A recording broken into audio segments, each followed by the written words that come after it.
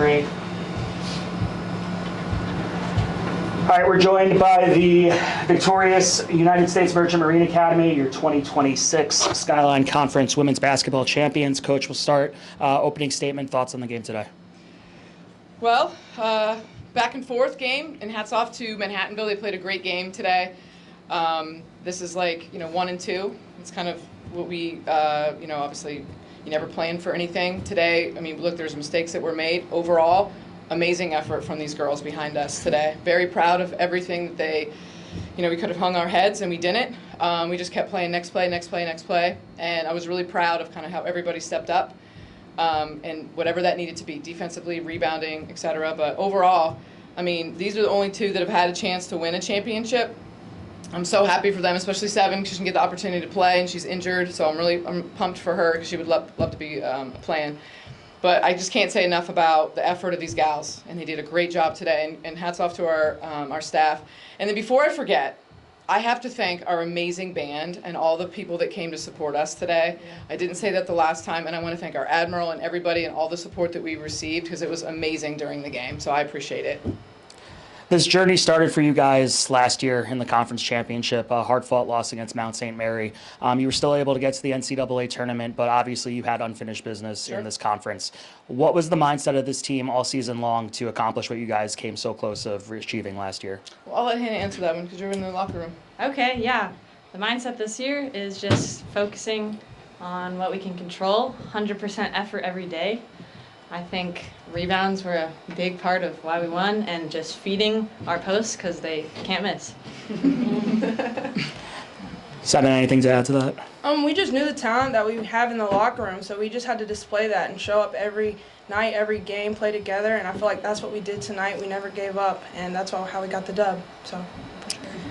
This was a very close back-and-forth battle, but you guys shot 78% in the third quarter to begin pulling away, and then, defensive stops in the fourth. What is this team's success getting to the paint, driving to the hoop, and getting those open looks? I'm sure we'll talk a little bit more about Carolee in a second, but 17 points, 26 rebounds for her. You can't say enough about that kid. She sometimes carries, for possessions at a time, and then what's really good about kind of, again, our team is that if we dump it down inside and they're not open, they have someone, a great guard that can make a shot on the outside. So it truly is, a team effort every time that we happen to get inside. But look, we got guards that got some rebounds tonight as well. We did a great job, I think, defensively. We turned the ball over a ton. Yes, we did. We made a ton of mistakes, and everybody knows that. But I think the mindset for this team has just been next play, next play. So we had a chance to hang our heads, and we didn't. And I think the people that kind of gave us success throughout the season, we really looked to those people today. So we're appreciative, but it takes every single person behind us to get the win today. We'll open the floor to questions. Congrats on the win. Sport's never a zero-sum game. One team wins, one team loses. So what do you take away from today, players, other than a championship? Can you say the question again? What else do you feel like walking away from the court today? There's a championship, there's games ahead, but what else did you get out of today? Just proud of the effort and never giving up, playing for each other and with each other. You could see that consistently, and we communicated in the locker room, and we had a plan to come out of the locker room second half better than we did. And it was still ugly and it was still hard, but we pulled it out, and that was because we played together. Yeah, and I also just think we just come away from this experience more bonded, more of a team. I'm leaving, but the plebes can experience this for their first time, so they have something, like a goal to achieve the rest of their college experience. Love everyone. This is both for Hannah and Brianna. I know, Hannah, you've played 40 minutes in a game before this season. Brianna, this is the first time you played all 40. Where does this 40 rank throughout all the other games this season in terms of the intensity and the aftermath? I think it's just a defensive effort. I think that was my mindset the entire time. You're tired, it's a championship game, they're a quick, fast team, and they're transitioning, and you just kind of have to I think I blacked out, and you just put your head down, you play good D, and you get stops and you get points, and that's the whole game, right? Yeah, and for me, my body was definitely feeling it from the Mount St. Mary's game, but just the environment and like when we walked in, just started getting booed by everyone. It just like excited me, and I don't know, I just didn't get tired that game for this 40. Coach, small senior class, only 2 seniors. Obviously, you've had a lot of success with these two. What's going to be your big when these two graduate? What's going to be your what are you going to remember most about coaching these two over 4 years? Oh gosh. Well, every time you come into a college, you have a basketball team or any team for that matter, you have an opportunity to kind of make your mark. And I think that both of them have made their marks, and sometimes it's away from the court. It might be in the classroom. These two have kind of just taken on the role of like mom almost. Seven is so patient.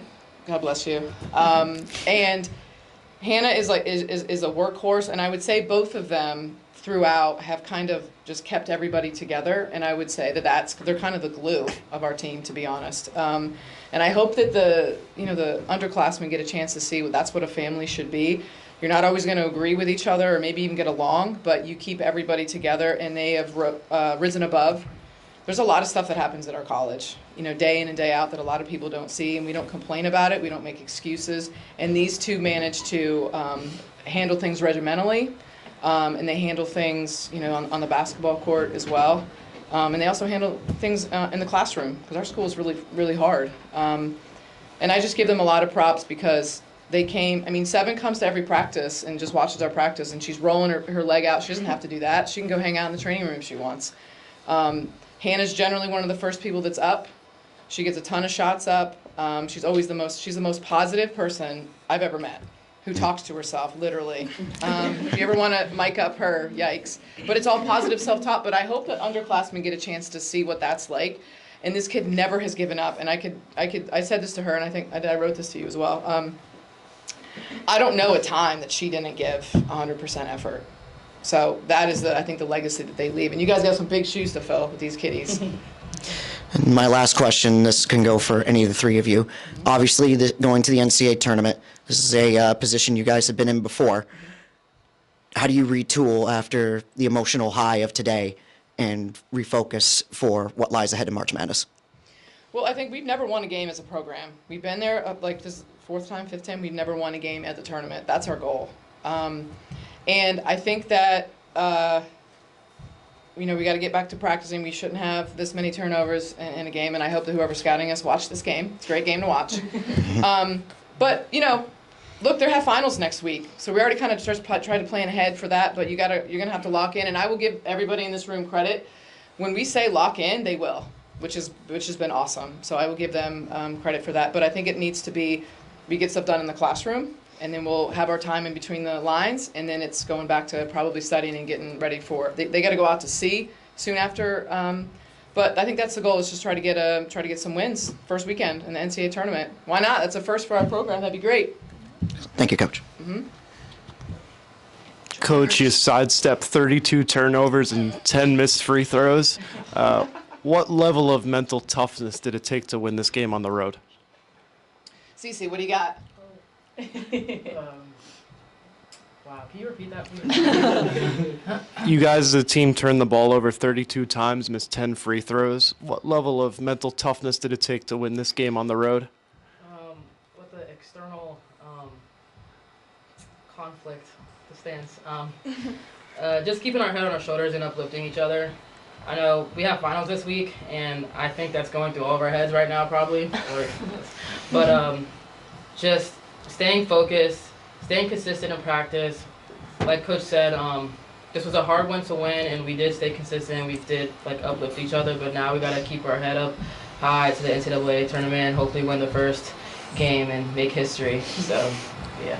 Coach, you called a timeout right after Carolee fouled out, only the 3rd time in her career. What was your message to the team during that timeout? And talk about Sydney Brown's importance in the last couple of minutes.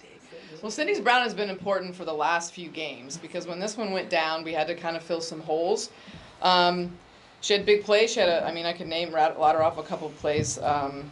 But that particular thing, it's it's the next person up. It's the next play, and it has to have that mindset.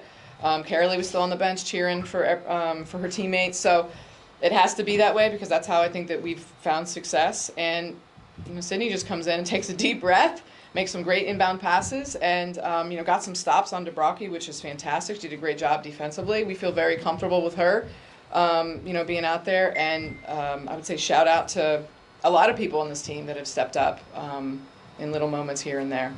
My last one, March 1st, 2025, you guys let one slip away against Mount St. Mary.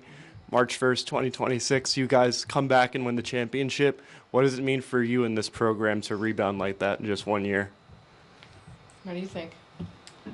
I mean, I think we always had the potential to do that. It's not very much of a rebound. We just keep working every day, and we knew we had it in us the whole time. So Every day, got to keep working. Well, Coach, the United States Merchant Marine Academy, congratulations on your 2026 Skyline Conference Championships. Best of luck in the NCAA tournament next week. Thank you all so much. Appreciate it. Appreciate it. Thank you. Yep.